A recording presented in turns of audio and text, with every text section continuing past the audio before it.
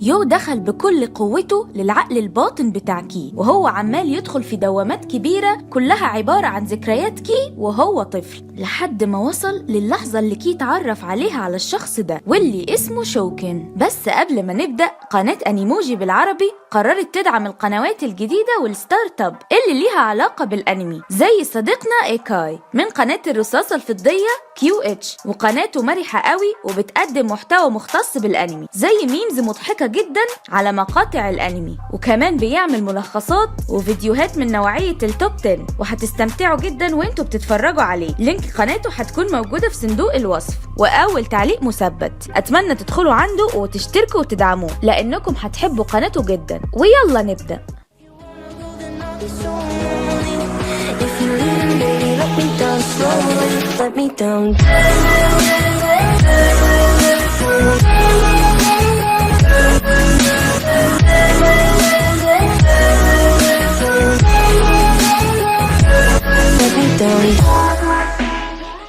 شوكن هو الحارس الشخصي اللي الجدة عينته علشان يكون مع كي طول الوقت لما كي كان عنده 16 سنة، والمفروض ان يمشي وراه في كل مكان علشان يحميه من اي خطر حتى داخل القصر. وكانت دايما بنت عمه بتيجي تتنمر عليه لانه زي ما قلنا قبل كده هو مش من العيلة الحاكمة اصلا وملوش اهل. وكان شوكن دايما بيدافع عن كي لانه كان مختلف جدا وهو صغير، وكان في شقاوة المراهقين، وكان مليان طاقة وحيوية، وما كانش بيعرف يدافع عن نفسه او انه يكون لئيم مع شخص ولا حتى بنت عمه. بس كي اعتبر شوكن صديقه من أول يوم قابله فيه لأن سنهم كان قريب من بعض، وكي قرر يقوله كل أسراره حتى وراه شكله الحقيقي اللي شفناه قبل كده. وبحكم إن شوكن هو الحارس الشخصي لكي، اتقربوا جدا من بعض وبقى يساعده في كل حاجة في حياته، وكي بقى بيأتمنه على كل أسراره، وكان بيرتاح له جدا لدرجة إن حس إن شوكن هو أمه التانية. ودي كانت أحسن أيام كي، وكان مبسوط جدا بحياته. ولكن شوكن كان مشكوك في أمره أحيانا، بحيث إنه كان بيبعت جوابات لشخص مجهول بطريقة سرية جدا، وبرضه كان بيستقبل جوابات من الشخص ده وأول ما يقراهم يحرقهم على طول علشان محدش يشوفها. ويو شايف كل ذكريات كي وهو متابع، ولكن الكوابيس بتسيطر على يو من كل حتة وبتتحول لوحش كبير قوي من الخيوط،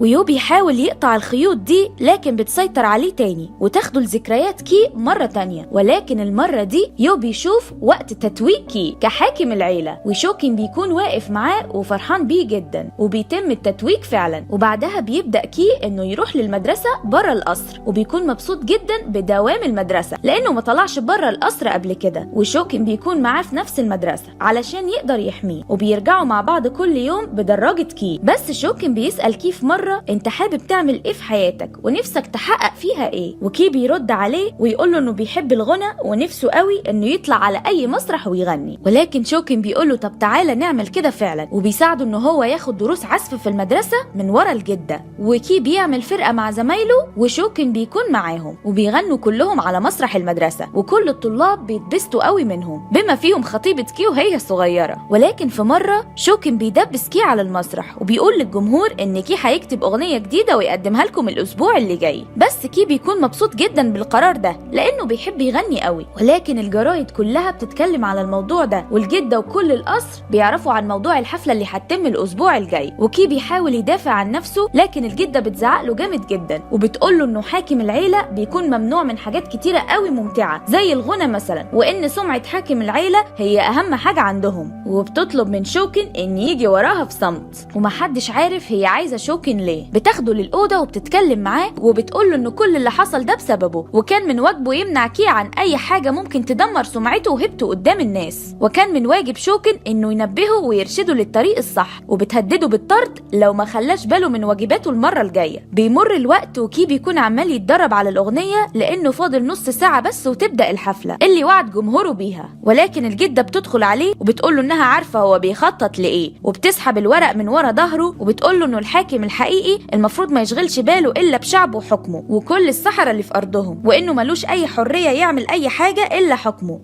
هو رقم 1. وكي قلبه بيتكسر جدا كمراهق، وبيبدأ يلم كل الاسطوانات والموسيقى اللي كان بيحبها وكان مسجلها، وهو حزين جدا وكمان مش هيقدر يروح الحفلة. وبيبدأ يتخيل إن هو واقف قدام الجمهور وعمال يغني لآخر مرة في حياته، لأنه كان نفسه قوي يروح الحفلة اللي وعد زمايله بيها. وبيبدأ ينهار من العياط لأنه لازم يسيب حلمه. ولكن شوكن بيقرر يفاجئه بأغنية هو كتبها له وغناها له بنفسه علشان كي ما يزعلش إنه ما راحش الحفلة، وهي دي الأغنية اللي كي بيسمعها كل مرة قبل ما ينام. وبتيجي مراسم كي الأولى لتطهير الأرواح الشريرة، لأن دي زي ما قلنا قبل كده من أهم مسؤوليات حاكم العيلة، ولازم يعمل المراسم دي بشكل مستمر. والعيلة كلها بتكون فخورة بكي لأنه طاقته بتكون كبيرة قوي وبتطهر كل الأرواح من كل البلاد. وشوكن بيقدم له هدية احتفالا بنجاحه في المراسم، وبيقول له يستعمل ربطة الشعر دي لما يعمل اتفاقية مع حد يثق فيه ويكون ذل لروحه. ولكن كي بيرد على شوكن وبيقول له هو مش هيحتاج روح ذل ابدا طول ما شوكن موجود. اوبا معلش يا يو، هو كان صغير ومش فاهم اي حاجة.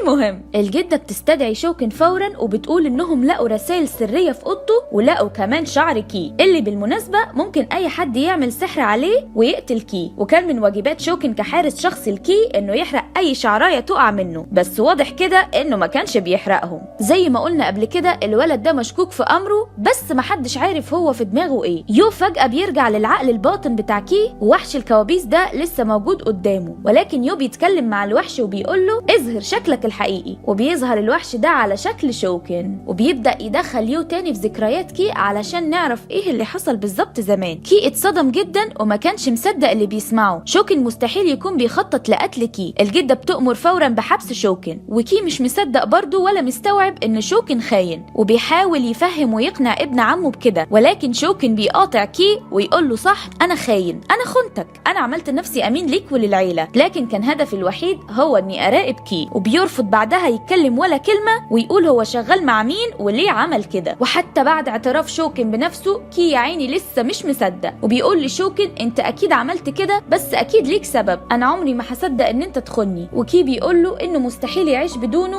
وهو في السجن. وبيبدأ شوكن يهديه ويقول له انه عمره ما هيسيبه وانه هيفضل دايما موجود معاه في قلبه، وبيقسم له دايما انه هيكون جنبه. وكي برضه مش بيستسلم ويبدأ يتعصب وبيتني قضبان الحديد بتاعه السجن وياخد شوكن بيهرب بيه بعيد جدا علشان يعيشوا بره القصر وهم مستخبيين. ولكن كل الناس اللي في القصر بيحاصروهم ويوقفوهم عن الهروب. بس شوكن بيجيله مكالمة تليفون في الوضع ده، ما علينا. المهم كي بيحاول يحمي شوكن من حراس القصر، ولكن فجأة وبدون سابق انذار شوكن بيوجه المسدس على كي وبيرمي التليفون في الارض وهو لسه حاطط المسدس على راس كي. وكي بيكون مصدوم جدا، شوكن فعلا طلع خاين وطلع عايز يموت كي، وكل اللي في القصر بيستعدوا للهجوم. ولكن شوكن بيشيل المسدس ويحطه على راسه هو وبينتحر على طول بعد ما يقول لكي مع السلامة. وهي دي الطريقة المؤلمة اللي مات بيها شوكن. وكي بيتصدم جدا من اللي حصل وما بيكونش مصدق ومش عايز يسيب جثة شوكن، والحراس بيبدأوا يبعدوه بالعافية. وحتى بنت عم كي هي كمان ما كانتش مصدقة لأنها كانت بتحب شوكن وكانت المفروض تتجوزه هو. في اللحظة دي يو بيكون عمال ينسحب لكوابيس كي من وحش الكوابيس اللي على هيئة شوكن، ولكن يو بيقاوم لآخر نفس وبيقدر يقطع كل الخيوط وبيروح يقتل وحش الكوابيس اللي على هيئة شوكن فورا. وفجأة كل حاجة بترجع لطبيعتها ويو بيرجع للعالم الطبيعي. وكي بيفتح عيونه أخيرا، وأول ما بيصحى بيحضن يو على طول وهو عمال يعيط، وبيقول ليو إنه استنى روح شوكن تظهر بعد ما مات علشان يعرف الحقيقة، وفضل مستني كتير قوي بس روح شوكن عمرها ما جت. وكل اللي في القصر كانوا عمالين يكذبوا عليه لأنه شوكن كل ده كان عايش وبيتنفس. بس يو بيقول له إنه مش هيسيبه لحظة واحدة وهيعوضه عن كل الأيام اللي وحشة اللي شافها في حياته لما كان صغير. والجدة لما بتعرف إن كي صحة تاني بتؤمر إن مراسم تطهير الأرواح تتم في ميعادها بما إن كي رجع بالسلامة، لأن في ضيف مهم جدا جاي وما ينفعش يلغوا الحفلة. المهم بيجي اليوم اللي بعده واللي هو مراسم حفلة تطهير الأرواح، وكله بيكون مستعد للحفلة دي وكل الترتيبات جاهزة، إلا كي بيكون متأثر جدا من صدمة شوكن اللي طلع لسه عايش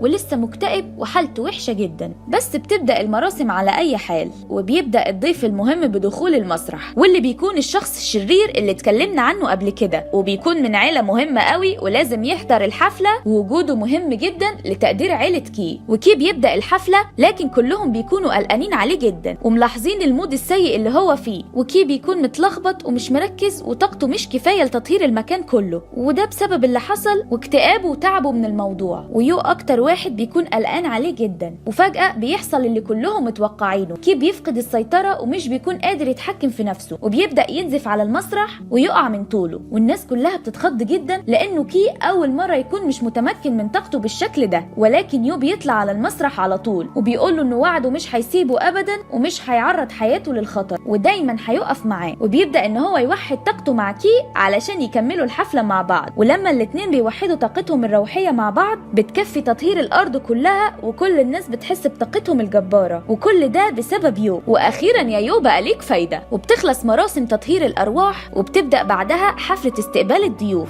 وكي بيقول ليو إنه مستحيل يخلي اللي حصل لشوكن يحصل تاني ليو، ويو بيتكسف جدا وبيكون مركز مع الأكل يا جماعة. المهم بيجي البني آدم المستفز ده تاني وبيتكلم مع كي، ولكن كي بيعتذر له إنه كلمه بطريقة مش كويسة عند قبر شوكن، وإنه ما كانش يعرف إن هو ضيف مهم وضيف شرف. والشخص الغريب ده برضه بيعتذر له وبيقول له إنه كمان آسف لو قال أي حاجة تضايقه وقتها، أنت شكلك يضايق أصلا. المهم الولد ده بدأ يفجر لنا مفاجأة كبيرة جدا، وقال لكي إن شوكن هو أخوه الصغير وعلشان كده كان موجود عند قبره في ذكرى وفاته. ولكن بيبدأ تاني يقول لكي إن هو اكتشف طريقة بالسحر تقدر ترجع شوكن تاني للحياة، بس كل اللي مطلوب من كي إنه يقول له على مكان وجود جسم شوكن اللي مستخبي في القصر. بس كي بينزعج جدا من الفكرة دي وبيعتذر له ويمشي على طول. ويو بيشوف كي وبيروح وراه ويقول له انت سبت الحفلة ليه فجأة كده؟ كي بيرد على يو وبيقول له انه رايح يصلح الغلطة اللي القصر كله عملها في حق شوكن، وعذبه روحه طول الوقت ده وما خلاهاش ترقد بسلام. وكي خلاص قرر انه يروح ويفصل الاكسجين عن شوكن علشان يموت ويرتاح بدل العذاب اللي هو فيه ده، بس بيرفض ان يو يجي معاه. ويو بيكون متأثر جدا من كلام كي، ولكن بيجي عليه الراجل المريب ده ويو ما بيرتاحش لشكله ابدا، وفعلا بيبدأ الراجل ده انه يسيطر على جسد يو تماما. وكي بيكون خلاص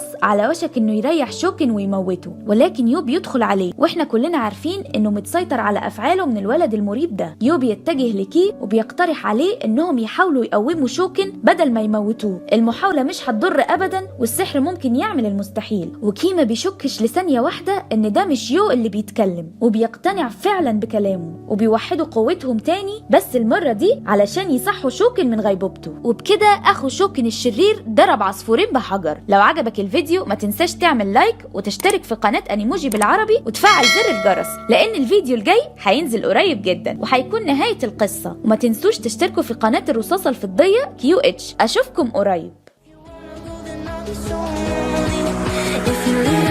Let me down slowly, let me down.